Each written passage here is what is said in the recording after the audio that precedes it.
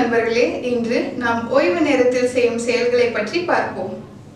படி என்பதற்கு நிகரான ஆங்கில சொல் read என்ற சொல். இயக்கு என்பதற்கு நிகரான ஆங்கில சொல் drive என்ற சொல். நட என்பதற்கு நிகரான ஆங்கில சொல் walk என்ற சொல். வீடு அல்லாது பிற இடங்களில் சாப்பிடுவதை குறிக்க நாம் eat out என்ற சொற்களை உபயோகிக்கிறோம்.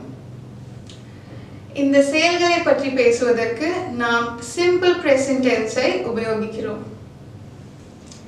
I, you, we, they என்ற சொற்களை நாம் சப்ஜெக்ட் ஆக உபயோகிக்கும் போது இந்த வினை சொற்களை பேஸ் ஃபார்மில் உபயோகிக்கிறோம்.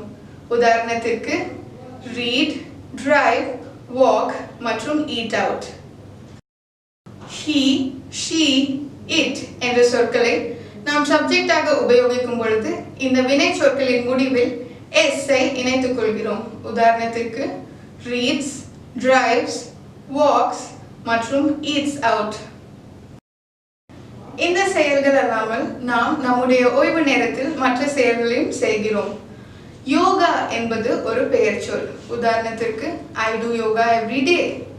உணவு சமைப்பது என்பதற்கு நிகரான ஆங்கில சொல் cooking என்ற சொல். உதாரணத்துக்கு I love cooking.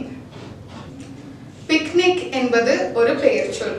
உதாரணத்திற்கு I go for a picnic in my free time. வாருங்கள் இதன் உபயோகங்களை பற்றி பார்ப்போம்.